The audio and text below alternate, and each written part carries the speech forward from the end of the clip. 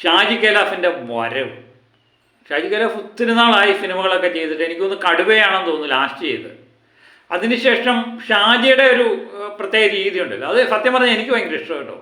Shaji camera വെക്കുന്നതും കാലിൻ്റെ ചലനങ്ങളും ഒക്കെ പ്രത്യേക ഒരു പാറ്റേണിലാണ് ഷാജി പലപ്പോഴും സിനിമയിൽ ഉപയോഗിച്ചിട്ടുള്ളത്. ആ ഷാജി കൈലാഫ് വീണ്ടും സിനിമയിലേക്ക് ഒരു വരവ് കൂടി വരേണ്ടി വരും എന്ന് പറയുന്ന ഒരു വരവ് സിനിമയാണ്. വരവാണ് സിനിമയുടെ പേര്. ജോജു ജോർജാണ് ഇതിനകത്തെ നായകനായിട്ട് വരുന്നത്. ഷാജി കൈലാഫിൻ്റെ മിക്കവാറും ചിത്രങ്ങളിൽ സുരേഷ് ഗോപിയും മോഹൻലാലും ഒക്കെ നായകന്മാരായിട്ട് വന്നു.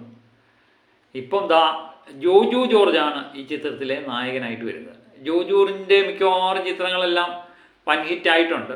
ഒരു പ്രത്യേക പാറ്റേണിലൊക്കെ ജോജുവിനെ കൊണ്ട് ചിത്രങ്ങൾ എടുക്കാൻ നമുക്ക് പലപ്പോഴും കഴിയാറുണ്ട്. പല സംവിധായകരും അത് വിജയിച്ചിട്ടുമുണ്ട്. ഇപ്പം പാവങ്ങളുടെ സൂപ്പർ സ്റ്റാർ എന്ന് വേണമെങ്കിൽ ജോജുവിനെ വിളിക്കാം.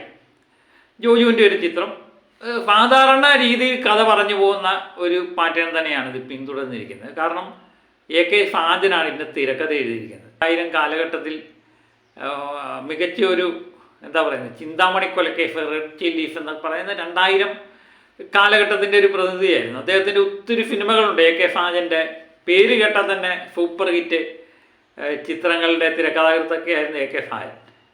അദ്ദേഹത്തിൻ്റെ ഷാജി കൈലാഫുമായി എടുത്തു പറയുന്ന 2 ചിത്രങ്ങളാണ് ചിന്താമണി കൊലക്കേസും റെഡ് ചില്ലീസ്. അതിനുശേഷം അദ്ദേഹത്തിൻ്റെ തിരക്കഥയിൽ ഷാജി കൈലാഫ് സംവിധാനം ചെയ്യുന്ന ചിത്രമാണ് വരവ്. വളരെ പ്രതീക്ഷ ഉണർത്തിയ ചിത്രമാണ്. പിന്നെ ഷാജിയുടെ ചിത്രം നമ്മൾ കാണാൻ പോകുമ്പം നമുക്കറിയാം ഇതിനകത്ത് വലിയ സംഭവങ്ങളൊന്നും കാണത്തില്ല. ഇതിനകത്ത് ഷാജിയുടെ ഒരു സ്റ്റൈൽ ഓഫ് പാറ്റേൺ കാണും, അതുപോലെ കുറച്ച് ഇടി കാണും. ഇതൊക്കെ ആണ് നമ്മൾ പ്രതീക്ഷിച്ചത്. ഈ 90 കാലം അതുപോലെ 2000 കാലഘട്ടത്തിൽ ആണെങ്കിൽ ഇതൊക്കെ ഓക്കെയാണ്. പക്ഷേ ഇപ്പം കാലം മാറി വന്നിരിക്കുന്നു. ഇപ്പം ചുമ്മാ ഇടി ഉണ്ടാക്കിയിട്ടും സിനിമ വിജയിക്കണമെന്നില്ല. നമ്മൾ ഇടിക്കട എന്ന് പറയേണ്ട സമയത്ത് ആക്ഷൻ വന്നെങ്കിൽ മാത്രമേ ജനങ്ങളുമായിട്ട് കണക്റ്റ് ആവത്തുള്ളൂ. അത് പ്രേക്ഷകരിലേക്ക് എത്തുന്നു. നമ്മൾ വിചാരിക്കുന്ന സമയത്ത് വില്ലനെ ഇടിക്കുന്നു, അല്ലെങ്കിൽ വില്ലന്മാരെ ഇടിക്കുന്നു. ആ സമയത്താണ് ആ ആക്ഷന് പ്രാധാന്യമുള്ളത്.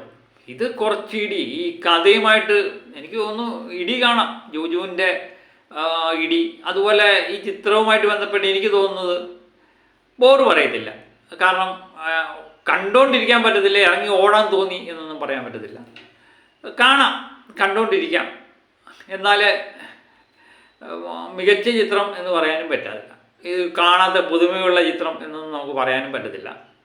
കണ്ടുകൊണ്ടിരിക്കാം, ബോറടിക്കാതെ കണ്ടുകൊണ്ടിരിക്കാൻ പറ്റിയ ഒരു ചിത്രമായിട്ട് ഷാജി ഒരുക്കി വെച്ചിട്ടുണ്ട്. ഇതിനകത്ത് പ്രത്യേകിച്ച് പുതുമയൊന്നുമില്ല.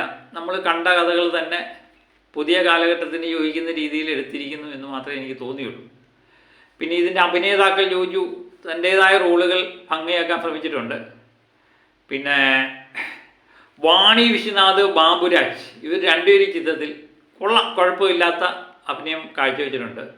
പിന്നെ അർജുൻ അശോകൻ ഉണ്ട്. ഒത്തിരി താരങ്ങളുണ്ട്. എനിക്ക് സത്യം പറഞ്ഞാൽ പേര് പോലും ഇപ്പോൾ ഓർമ്മയില്ല എന്ന് തോന്നുന്നു. അർജുൻ അശോകൻ, മുരളി ഗോപി. ആ മുരളി ഗോപിയുടെ ചില ഡയലോഗുകളൊക്കെ ഉണ്ട്, അടിപൊളി ഡയലോഗ് ഒക്കെയാണ്. ഈ ജോജുവിനെ സംബന്ധിച്ച് ഡയലോഗുകൾ കുറവാണ്, ആക്ഷനാണ് മൊത്തം. പക്ഷേ മുരളി ഗോപിയെ സംബന്ധിച്ച് കുറച്ച് ഡയലോഗ് പ്രസൻറ്റേഷനൊക്കെ ഉണ്ട്, ഗംഭീരമായിട്ടുണ്ട്. മുരളി ഗോപിയുടെ കഥാപാത്രം ഗംഭീരമായിട്ടുണ്ട്, വില്ലനായിട്ടാണ്. അർജുൻ അശോകൻ, പിന്നെ ബാബുരാജ് ഞാൻ പറഞ്ഞു, അഫീഫ് നെടുവങ്ങാട്, ബൈജു, അഭിമന്യു തിലകൻ. അഭിമന്യു തിലകൻ എനിക്ക് തോന്നുന്നു നമ്മുടെ മാർക്കോയ്ക്കകത്ത്. അതിനുശേഷം അദ്ദേഹത്തിന് വലുതായിട്ടൊന്നുമില്ല, അതേപോലെയൊക്കെയുള്ളൊരു കഥാപാത്രം. സാനി അയ്യപ്പൻ, ഇവരൊക്കെ തന്നെയാണ്. സുകന്യ, പഴയ സുകന്യ, ഇവരൊക്കെ തന്നെയാണ് കഥാപാത്രങ്ങൾ. ഇനി ഒത്തിരി കഥാപാത്രങ്ങളുണ്ട്, മിക്കവാറും വേറെ പേരുകളൊന്നും എനിക്ക് ഓർമ്മയില്ല. അങ്ങനെ ഒരു ചിത്രം, ഒരു ഒരു ഇടിപ്പടം എന്ന് തന്നെ പറയാം. ഫാമിലിയായിട്ട് കണക്ട് ചെയ്യുന്ന പല സംഗതി ഇമോഷനുമായിട്ടൊന്നും കണക്ട് ചെയ്യുന്നില്ല. ഇതാണ് ഈ ചിത്രങ്ങളുടെ ഒരു പ്രത്യേകത. ഞാൻ എപ്പോഴും വിചാരിക്കാറുണ്ട്, ഒരു ആക്ഷൻ ചിത്രം എന്ന് പറയുന്നത് ഒരു കുടുംബകഥ പറഞ്ഞു പോകുമ്പോൾ ഒരു കഥയ്ക്കകത്ത് ഒരു ആക്ഷൻ വരുമ്പോൾ നമുക്ക് ഭയങ്കര രസകരമായിട്ട് തോന്നും. കാരണം ഞാൻ നേരത്തെ പറഞ്ഞ പോലെ നമ്മൾ അടിക്കണം എന്ന് വിചാരിക്കുന്ന സമയത്ത് വില്ലൻ അടി കൊടുക്കുമ്പോഴാണ് അത് നമ്മളിലേക്ക് പെട്ടെന്ന് കണക്റ്റ് ആകുന്നത്. അല്ലെങ്കിൽ ഒരു ചിത്രത്തിന് ചുമ്മാ ഒന്ന് ഇടിച്ചിട്ട് പോകുന്നു എന്ന് തോന്നും. അത് തന്നെയാണ്, ആക്ഷനൊക്കെ ഇഷ്ടപ്പെടുന്നവർക്ക് ഇഷ്ടപ്പെടും, ജോജുവിനെ ഞാൻ പറഞ്ഞില്ലയോ, കുറച്ച് ഇടി മാത്രമാണ് ജോജുവിന് കിട്ടിയത്. ഷാജി കൈലാസിൻ്റെ കാലഘട്ടത്തിൽ നിന്ന് ഒത്തിരി വ്യത്യസ്തമാണ് പുതിയ കാലഘട്ടമെന്ന് ഷാജി കൈലാസ് ഇനിയെങ്കിലും ഓർത്തിരുന്നാൽ നല്ലത് എന്ന് മാത്രം ഓർമ്മിപ്പിച്ചുകൊണ്ട് മറ്റൊരു വീഡിയോയുമായിട്ട് വീണ്ടും ഞാൻ എത്താം.